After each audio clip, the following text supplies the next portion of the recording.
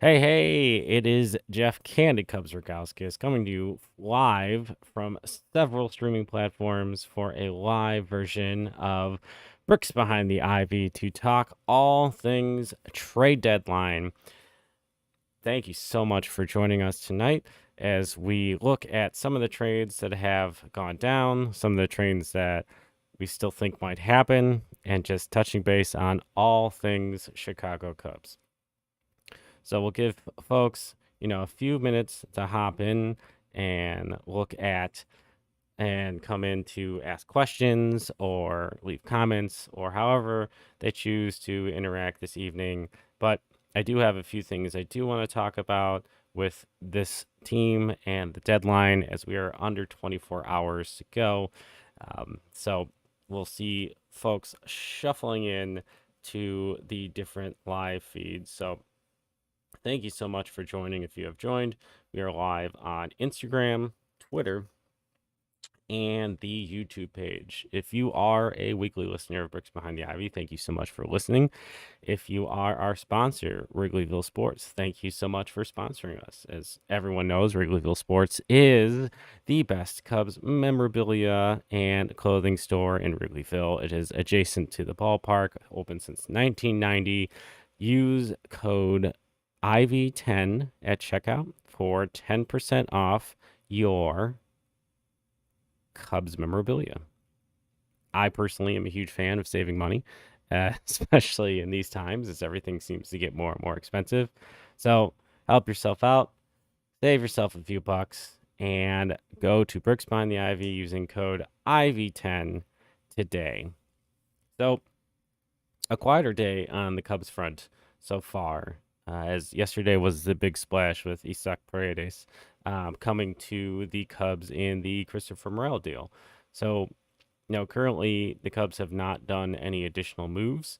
There has been, a significant amount of movement and a significant amount of, pay for, I would say, like uncontrollable pieces. And I think it would be hard not to sit here and discuss the fleece job the Cardinals pulled off today, which just felt like a very, very light return for, just not many players.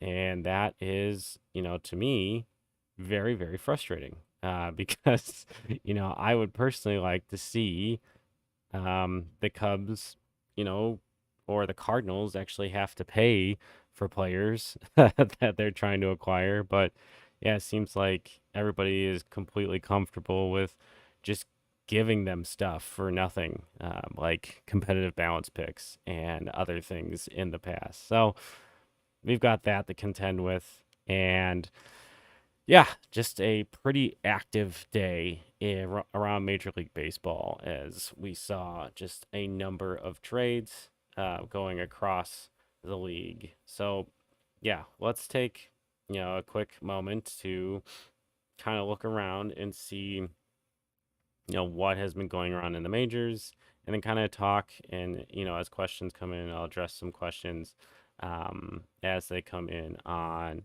Instagram and Twitter. If I do end up getting to see, the comments and the threads posted, um, which, that would, um, currently I'm not seeing anything actually. So, yeah, let's talk about the trades that went down today. So, I would say the major trade that's worth discussing is the three-team trade between the Dodgers, the White Sox, and the Cardinals, in which the Cardinals brought back old friend Tommy Pham, and they also got Eric Fetty, who the White Sox signed to a 2-year deal from after he was playing in Japan last year.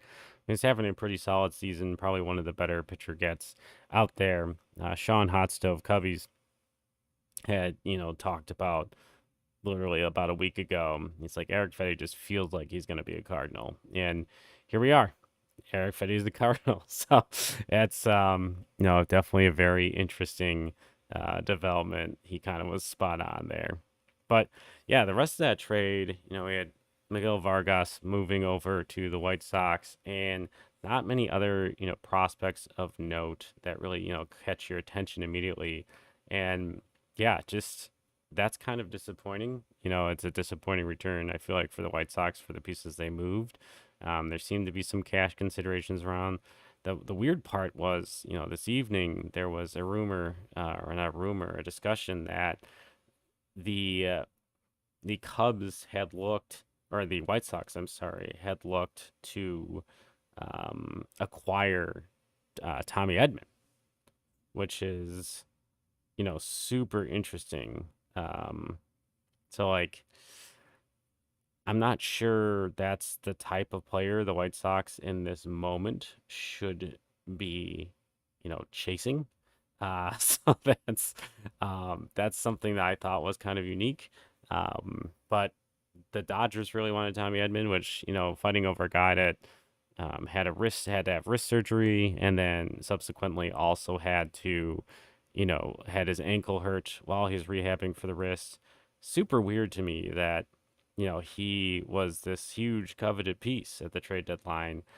He does bring a lot of versatility, plays pretty solid defense up the middle in the infield, and he has played solid outfield defense. But you think if you're looking for immediate return, you'd want a little bit more, I don't know, like certainty that the player was going to play and he was going to be healthy. Yeah, so just super interesting trade there. Do not feel like the White Sox got enough in that deal. And, at the end of the day, that'll be really interesting to see, how that pans out. I'm hoping, for them, for their sake, to that they are going to, you know, get some good traction in those prospects. As I have a lot of friends who are White Sox fans, and no fan base deserves to suffer. And it just seems like they have suffered a lot. As I sat very jealous of that White Sox team as it was constructed going into 2020. Obviously, we had the pandemic shortened season, but they had a lot of talent. They played with a lot of energy, and then they just kind of snuffed out that fire by bringing in multi DUI recipient Tony La Russa and Hall of Fame manager, one of the few Hall of Fame players or managers to return to the game after getting nominated to the Hall of Fame. So I did not understand the move. Did not understand, why they'd bring in a manager with very old school thought into a team that was so young and fiery. And, as the years have gone on, I was definitely concerned that Eloy Jimenez's deal was going to bite the Cubs right in the bottom. And he has had a hard time staying healthy. Tim Anderson is out of baseball, which is surprising to me. A guy that was, challenging for the batting title for several years in a row, just completely lost whatever he had and has been unable to find it, which is sad. Like there's the conversations, and look at both those players now of like who's the best shortstop in Chicago? Is it Tim Anderson or is it Javier Baez? And now the answer is neither one of them are quality major league players, and it hasn't been that long since that conversation. So just such a weird turn of events there, and yeah, I hope for the sake of our Southside brethren, that get some peace soon, and they you know get to see some success. Chicago is better off with two competitive baseball teams. It doesn't really change much of my feelings on the White Sox. I am not going to actively root for the White Sox. That is just against my upbringing. But I'm not going to root against them and against them being able to rebuild that team in a meaningful way, because that fan base, the ones that are loyal do deserve, to see a winner. So, moving on, let's talk some trades today. So, let's switch up the feed a little bit. So, if you're on Instagram, you do see my Twitter feed. And if you are on some of the other platforms, you also see my feed as well. And once again, thank you if you're joining in. If you are able to send a question through the chat, obviously send a question through the chat. And, I'll do my best to answer the ones that I see. I am on Instagram and also Twitter at the moment, trying to monitor these things so that you guys, I can address any questions that come through the chat there, so that we can kind of discuss, the different things that folks want to discuss. Um, but yeah, no, it was obviously a very busy day for around Major League Baseball. Lots of trades that went down. Still waiting to hear some additional, trade information. Yeah, I did see this little tidbit from Patrick Mooney from about a half hour ago that Jameson Tyone said that he has not been approached by the front office at this point about any potential deals. He does obviously have the 10-team no trade list, which would make, moving him pretty difficult. But yeah, there were a lot of rumors flying around Jameson Tyone. Hopefully, whoever was interested in him might still be interested in him and did not look at his line from tonight. He got hit pretty hard, gave up 2 home runs. He had a wild pitch. Not the best start. And if the Cubs are shopping him, yeah, kind of a unique decision to have him start just in case they were going to get him hurt. I don't know if it's gamesmanship or if they see him as, a very valuable part of a rotation as, the Cubs have dealt with health issues in 2024, especially the rotation. And, having guys that can go out there and pitch 5 to 7 innings is something that is becoming more and more rare in this game as there's been just an intense amount of arm injuries and Tommy John. The list of people added to the Tommy John list this year has been, pretty insane. And, I think the reflection or the trade deadline is a reflection of that issue. There has been, some significant pay for, controllable and lack of control and, uncontrollable starters. The prospects that went over in the Kikuchi deal a little bit ago, very, high ranked prospects in the Astro system that is, pretty thin to begin with. Yeah, there's, a lot of, they might get some scrutiny about that deal. Um, I just want to take a quick look on who the prospects were because I was looking at, some of the metrics of this individual when the trade had gone down. Um, let's see if I can find it here in a second. But yeah, yeah, this is a big trade from the day. Russell Dorsey had the full trade first.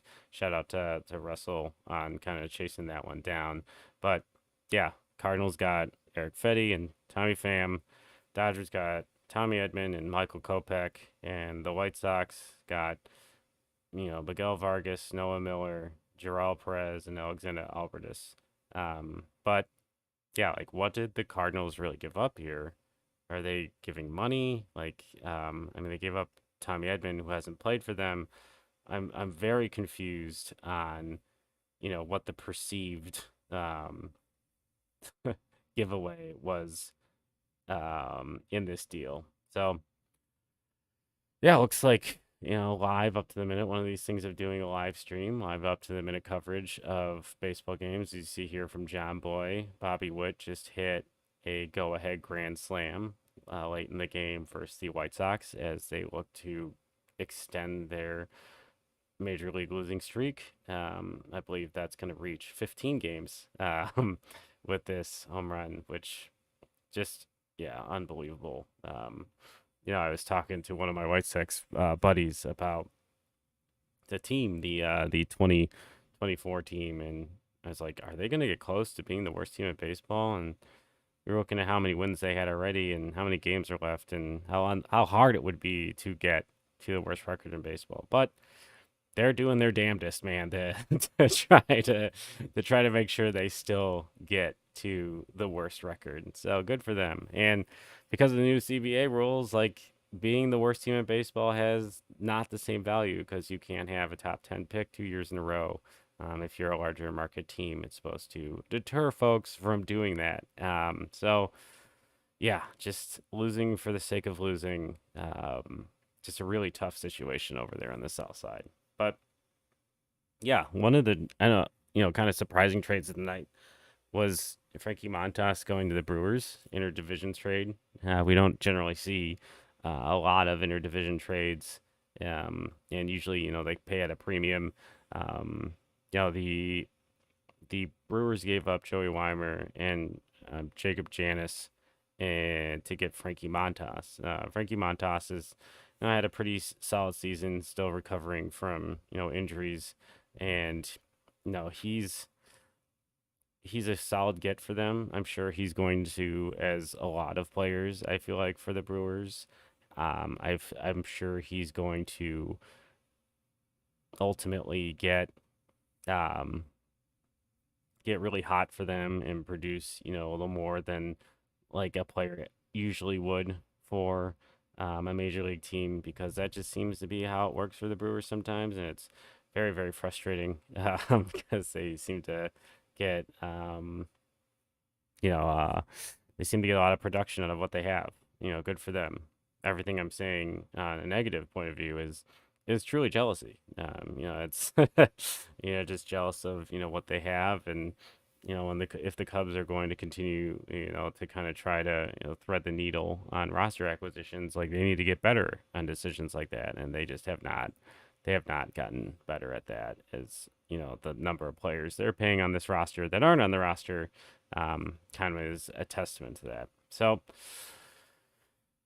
yeah, so another live tidbit, as we are sitting here on trade deadline day talking about the Cubs, is apparently Christian Walker was removed from the game today. And, he was not originally rumored in any trades, but he did. It was confirmed by the MLB Network that he was not removed for any trade related thing. It looks like it's oblique tightness. Here's John Morrissey talking about that right now. So Christian Walker is luckily not on the move. All right, so with the Cubs, already getting two, I'm gonna go with call them quasi buy moves. They're using kind of fringes of the excess of their roster to address some needs, like Hendrik Panago, and getting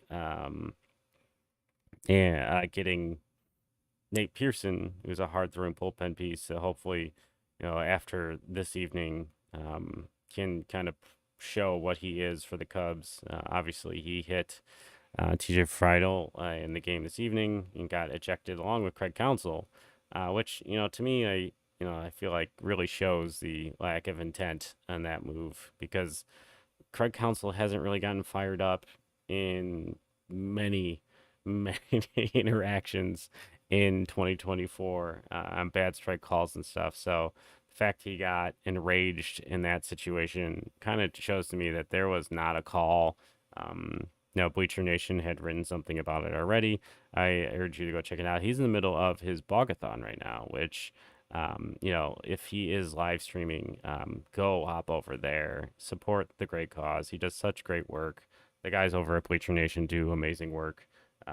Always in awe of, the quality of work they put out every day and every year. It is, a site that I've revered for a very long time. And, my parlay into any creation of Cubs content, of writing or streaming or podcasting, has been because Brett's story and how he started Bleacher Nation is inspiring to me as a Cubs fan who likes to dig in the weeds or dig into the ivy, pun intended, based on our podcast title.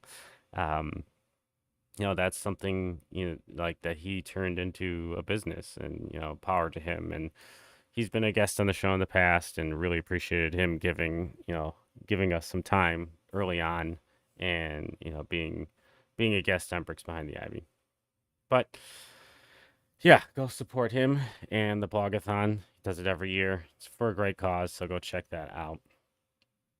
But yeah, with the Cubs getting Isaac Paredes, who should be here tomorrow and could be on oh wow, the Sox now have a 15-game losing streak, longest in team history. Not a record you want to. Yeah, geez, yikes. If you're watching this, you are seeing on my feed Lawrence Holmes discussing. They've in 109 games they've won 27, and they have 27 blown saves. and they're 0 for 13 on Mondays this season. So, not saying you should bet, but maybe bet on the White Sox losing on Mondays. But like for me, part of me is like, well, that means they're due to win on Mondays, so that's why I wouldn't bet. And the other part of me is like, um, yeah, just I'm not very good at the sports betting thing as much as I sometimes enjoy doing it. So let's take a look. Before we move on and talk about other trade, let's take a look at Nate Pearson's Baseball Savant page and kind of see if there's anything interesting in here, any tea leaves to, what kind of production you could have. I was having a conversation on Twitter with some Cubs folks about, what he could change and what he does, and what the Cubs see. Well, really, the first thing that jumps out on this page is the elite of velocity, and he has really good extension. So he's getting, a ton of extension created and just really high fastball velo. This guy was a really toolsy pick, out of high school back in the draft, and someone that I think was on the radar of the Cubs at the time, when he was drafted, and someone that I was looking for the Cubs to try to attack and get, but um, they ended up not picking him in that year, and now, a few years later, they're able to use the fringes of their depth to acquire a guy with some power stuff who, if he can find, you know, a higher ground ball rate and, miss some bats a little bit more because he is hit pretty hard and, his barrel rate is pretty bad. And finding the strike zone can be challenging for him. But like the whiffs are there and the K rate is there. The interesting thing is like people aren't chasing, so like he's not when he's striking guys out, he's striking people out in the zone, which is, usually a highlight of just real power stuff. Um, and even with the high end velocity, his fastball run value is quite low. So we can take a look down here. This is something that I generally would look at. I'm going to take a look at movement, um, horizontal and vertical movement of that four seamer, and yeah, it looks like the four seamer is lost some movement this year. Well, he's looked to kind of increase on the other plane for his other pitches, but let's see where his movement is compared to other major leaguers. Yeah, it doesn't move horizontally that much, but it does move, vertically, which is interesting. It's got a little bit of a, um, higher drop than average, but its movement, left and right across the plane is a little less than average. So, what that tells me is that, there's some opportunity to make some corrections on the fastball movement, which, if you watch this last week's episode of Bricks Behind the Ivy, the horizontal and vertical movement of Jameson Tyon's fastball is kind of what's changed his ability to be successful this year. So that's something the Cubs seem to have some experience in working with fastball shape. So hopefully the Cubs can kind of go in there and make some, make some tinkers and see if, that's something that might work for him. So here's another thing that's really interesting. He has not thrown a sinker or a splitter, um, prior to this year. So I don't know if that's something he's working on. Paul Skeens has what they refer to as the splinker, which is that super high rate fastball, that it's got some real interesting downward movement and generates some ground balls. So it would be interesting to see if like that is something the Cubs are working with him on to develop a little bit heavier of a fastball so that he can increase that ground ball rate and maybe reduce the squared up rate. So those are some things that really jump out of the page on me about him. So I like you know getting a guy like Hendrik Panago who needed to be on the 40 man by the end of this year and was clearly not ready to get major league at bats. He was sitting at Double A. Training a guy like that to get a guy like Nate Pearson, who was supposed to be a rotation arm for the Blue Jays, but he could use some work, some tweaking. Cubs did a really good job with Merriweather acquiring him as well and changing his profile and being able to turn him into a successful reliever. So obviously in 2023 he had a pretty solid year for the Cubs. This year he has not pitched much. He's been hurt. So, but like prior to that in 2022, he had a really tough year. He only threw 26 games. Also hurt his fastball velo, very similar, very, very high in the 91st percentile, has very similar extension, and his breaking run value is high. Obviously, not a ton of data here, and was able to. He was having issues with whip, and he was not striking out guys as much as you think. Now, here is like he still has a pretty solid whip, not one you'd want to see. It's pretty high, but the strikeouts, 2 innings pitch, that's some elite strikeout stuff in the back end of games, which is something the Cubs missed, you know, a lot to start this season. Him being hurt with the back injury. So take a look at this. So in 2023, when he comes over to the Cubs, they increased that run value for his fastball, and then there was an increase in the value of the breaking pitch.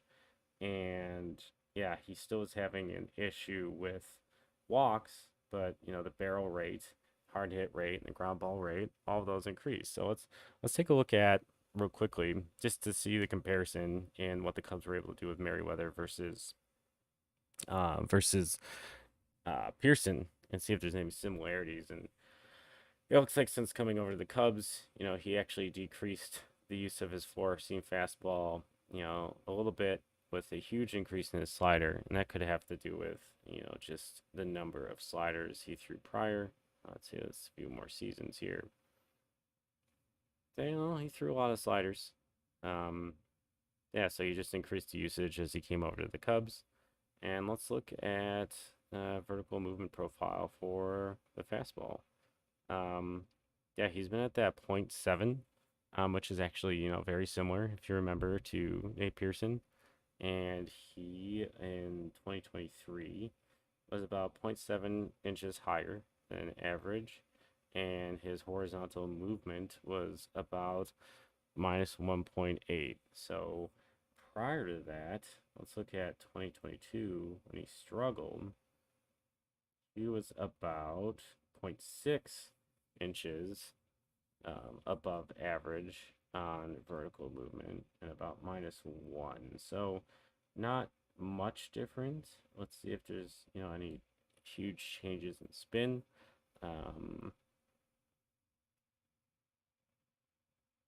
Active spin for the fastball in 2024, 93%. 2023, 90%, and prior to that, 89%. So looks like a real increase in spin. And just out of curiosity, let's look at Nate Pearson and see what his spin efficiency rate. Yeah, fastball 96, fastball 95. So he's got some elite spin in there. So maybe finding a little more command and being able to kind of reduce some of the movement is something that the Cubs will be able to do with him. So a pretty similar profile in some ways to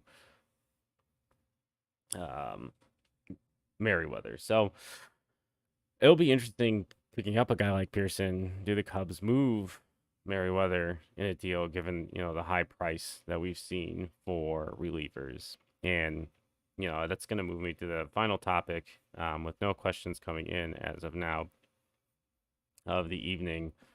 Potential players that still could get moved prior to the deadline tomorrow. Now, one thing on a personal note, I am in meetings for my real job all day tomorrow and will not have access, as much access to my phone as I'd like. And yeah, I just would want to I love being dialed in on the trades and, being as informed as possible. So kind of losing that opportunity is making me sad, but I will, try to make some comments during the meeting breaks and such and meetings for the next 3 days. So not going to be able to be as dialed in. So someday when Bricks Behind the Ivy ever catches on and makes the big time, I'm going to be able to pump out analysis on these types of players and folks.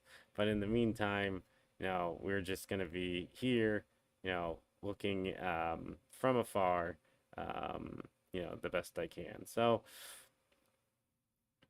let's take a look at, let's see if there's any more current trades. Yeah, Edward also had a setback in his rehab today, which you do not want to see. The guy has had a lot of injuries in the past, but yeah, he has not been able to stay as healthy as I think um as I think some people might want. But yeah, Cubs players on the Cubs roster, right now that could be dealt. And let's go to Sports Track and look at salary and give an idea of where the Cubs are financially and how hard it's going to be to move certain guys off of the payroll. So obviously Cody Bellinger has the unique opt-in, opt-out structure, and a high AAV or higher APV that's going to make moving him pretty difficult. But there's I don't know if it's gamesmanship or if it's truth, but there is some information out there that the White Sox are not likely to move, at least Robert the um, before the trade deadline. So maybe Cody Bellinger can be available. Maybe there's a creative deal about if he opts in, sending additional money. I don't know. It just feels too complicated. So that's not a player that I think the Cubs would trade. Dansby Swanson, they're not trading him. Sorry, guys. I know some people are frustrated with his output. It's not happening. Yeah, Ian Happ, Seiya Suzuki, Jameson Taillon, Kyle Hendricks, that group, all of them, decent sized salaries and no trade clauses. So they have control about where they can go. They have 10 to 5 rights, and I don't foresee any of these players being moved. Jameson Taillon was strongly linked to the Yankees, at one point earlier this year or earlier this week, but he has not been there has not been any causal connection to him, and as Patrick Mooney reported this evening, he has not been informed or asked about any rejection of his no trade rights to entertain a deal. So who are other guys that we can look at? Drew Smiley's interesting. Hot Stove Cubbies reported yesterday that there had been some discussions as they awaited MRIs between the Cubs and the Braves about Drew Smiley. The Braves have been struggling with health all year. They've lost Albies and Acuna and so many more, and Spencer Strider. So getting some bodies in there, while some of their other guys can maybe carry that team offensively, might be something they're interested in doing. We'll see if that manifests itself. Hector Neris, he got a 3-year deal when he signed. It'll be interesting to see if the Cubs flip him. He's a veteran. He's pitched a lot better of late. Almost the Cubs leader in wins, which just proves how useless the win stat is. Hector Neris is someone I could foresee getting moved. I know there was, based on perceived value, some thought process around Justin Steele being moved. I personally don't see it. I really, really like what Justin Steele is, similar to the Garrett Crochet conversation. I just don't see, the need to move Justin Steele when you're looking for, major league pitching is hard to come by, especially when it's productive. And Justin Steele has been extremely productive for this Cubs team, and moving him just doesn't make a lot of sense. Patrick Wisdom is really interesting because he still has a number of years, just his first year of arbitration, so he has a number of years of control. At least interesting if anyone is looking for kind of a lefty specialist, a righty who crushes lefties. He's been used pretty sparingly this year. Got the start tonight as the Cubs are waiting for Paredes to get to Chicago. But yeah, he had obviously a really nice weekend in Kansas City. Still has a ton of power. Be interesting if the Cubs look into him. Mark Leiter Jr.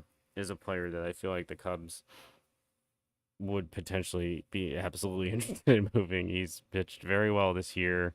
The relief market has had a lot of like really interesting prospects moving, so I would not be surprised if that is a player that they entertain moving. Julian Merriweather, same thing. A little older guy, health issues. If he continues to show that he's a little bit healthy, he might be a player worth moving off of this team. Besides that, I don't see the Cubs moving many players unless they are involved in something that moves players off the minor league roster and a low buy type of move or something that I'm not thinking of or seeing. And I feel like there is a lot of us that would not be thinking of or seeing those types of moves. That would be something that Jed Hoyer and co are holding pretty close to the chest. As much as I wanted the Cubs to kind of go after a player like Vladimir Guerrero Jr. or Bo Bichette, this trade deadline, I feel like that's a conversation that's definitely going to happen for the Blue Jays this offseason. And given the prospect price of some of these rental pieces, I feel like it's going to take a pretty significant haul in season to add those players. And they're just not going to be able to add, I don't think, a ton of value to the 24 team besides potentially getting them in here and negotiating an extension. Um, having the advantage of additional time to talk extension. So there we have it. Cubs trade deadline less than 24 hours away. Thank you so much for signing in, listening, and talking Cubs with me. This has been a special live stream episode of Bricks Behind the Ivy. I am always your host, Jeff Candy Cubs Rogowskis. We will be returning with a regular episode on Friday, as we do every Friday. So please make sure to check us out on YouTube or check us out wherever you listen to your podcasts. Share with your friends. Make sure to review on Apple Podcasts, like, rate, review, share, subscribe on Apple Podcasts. Go to YouTube, subscribe, comment, share those videos as well. All those things will help Bricks Behind the Ivy grow. And one last thank you to Bricks Behind the Ivy's current sponsor, Wrigleyville Sports. Around since 1990, bringing you the best Cubs memorabilia in Wrigleyville. Use code IVY10 for 10% off your next purchase at checkout. Thank you so much. Good night, everybody. Go Cubs. Hopefully, we see some more transactions in the next day that will give us a better vision of potentially the 2025 Cubs. All right, have a good night, everyone.